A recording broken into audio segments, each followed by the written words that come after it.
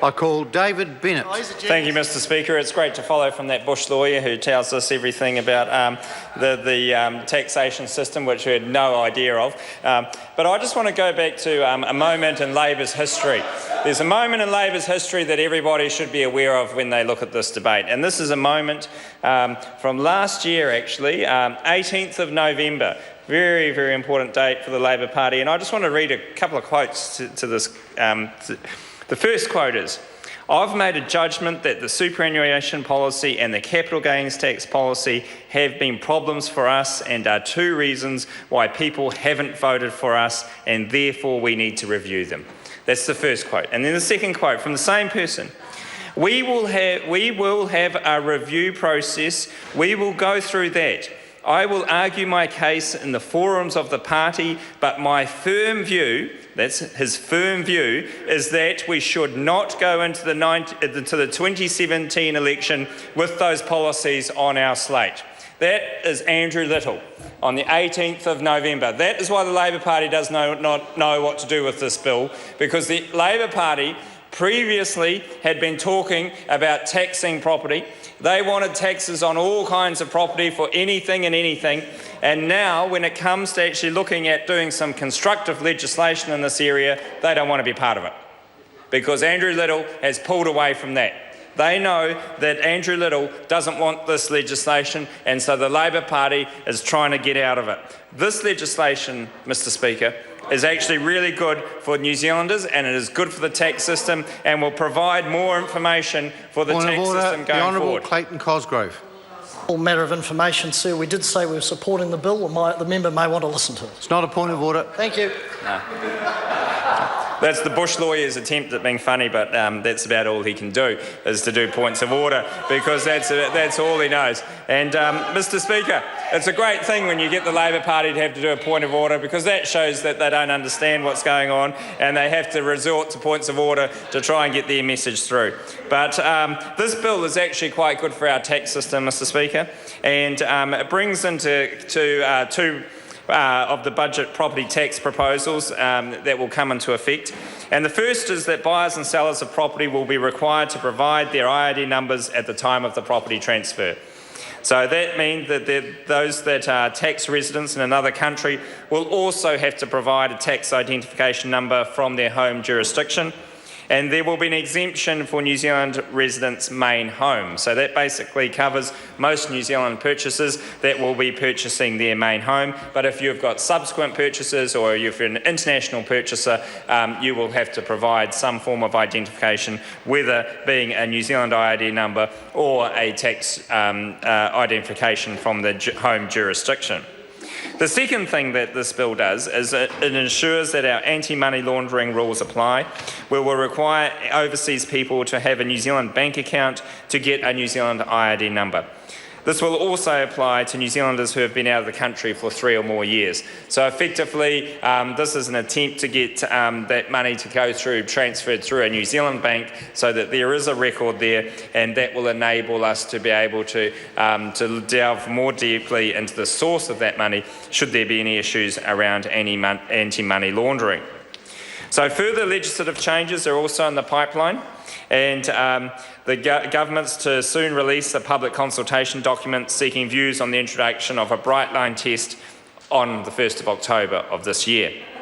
Under this new test, gains from residential properties sold within 2 years of the purchase will be taxed. Unlike what that past speaker said, there will be people that will try and game any tax system, as you would expect, but there is a set rule, and that 2 years is the set rule. What did you say?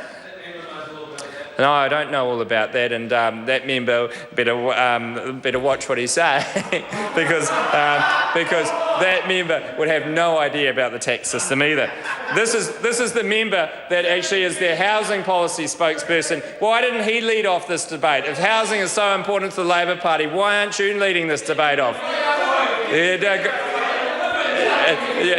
This member would have no idea of housing, and so I'd like to see him in this debate come out with the Andrew Little policy around housing as well. That would be lovely to see. Let's get back to the bill. Yeah.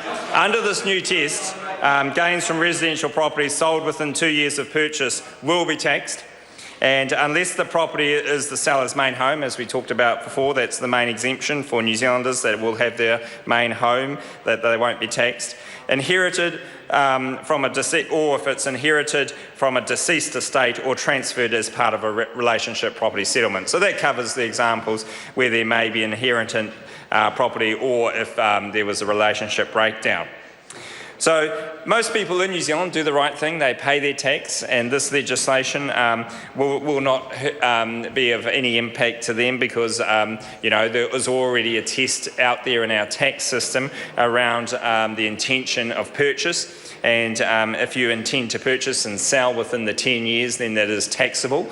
And that has been something that has been around forever and a day. And many New Zealanders pay their tax under that system quite conveniently, and they do it without any pressure.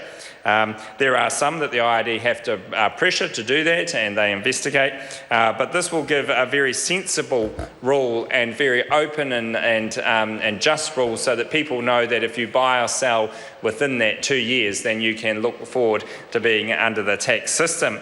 And that is what you would expect, because if you had a long-term purchase intention, 2 years is what? 2 years and 1 day. Oh, 2 years and 1 day. So that's the Labor Party trying to game the system. That's what they do. They will try and game the system. But 2 years, anything under 2 years, you'd expect to pay the tax because your intention would not necessarily have been to hold that property long term. And that is no different from the current system now. Whereas if you have an intention to sell, then you would be taxable within 10 years. So this just puts a time frame into the market where it makes it very obvious that if you buy or sell within 10 years, that then that you are within the legislation and therefore are more likely to be treated as taxable. The tighter tax rules are also expected to take some of the heat out of the Auckland market because we hear stories constantly of people that are buying, selling properties in very short periods of time to make exponential profits. And pardon? Oh, the member that couldn't actually do the first speech for the Labor Party is interrupting again. It'd be great to see that member actually do a speech and actually say what he thinks rather than what the other members are telling him to do. So this bill includes those two measures that we've already talked about that will help the Inland Revenue enforce tax obligations. And so when the IRD numbers when the property is transferred, the IRD number will be collected by conveyancers and provided to Land Information New Zealand as part of the conveyancing process and then forwarded on to the IRD. So as part of that process, in the conveyancing of any property, there will be that transfer of that information so that Inland Revenue has the information to then record it. And people that are tax resident overseas will also be required to provide that. When we look at the offshore persons as defined in the bill, they needed that New Zealand bank account before getting the IRD number. So that is important as we want to make sure that there is no tax evasion, and as a predicate offence for money laundering, we've got to be careful that we have rules around that so that we can give the enforcement agencies the most strength that they will have and need to enforce the rules around money laundering.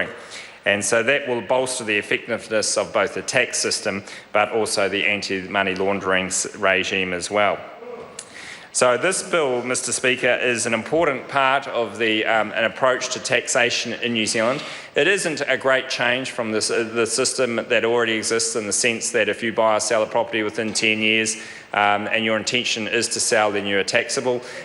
This provides a test that is easy, convenient, and is something which all purchasers will be well aware of, that if you buy or sell within 2 years, then you will automatically be considered to have that intention of resale resale basically, and so therefore would be taxable. The test itself, when it comes out in October, will be interesting with the nature of how that will be done, and there's always opportunities within the tax system where people try and take advantage of it, but with a set date of 2 years, that gives guidance to New Zealanders that buying or selling within that period of time will inflict some taxation, and it also creates the information that we will have for overseas purchases and also to counter any money laundering. So this is an important piece of legislation. It's contrary to Labor Party policy. They're only supporting it to select committee, and we look forward to them having a moment of change of heart and actually selecting it, supporting it all the way through the House. Thank you, Mr. Speaker. I call Phil Twyford. Thank you.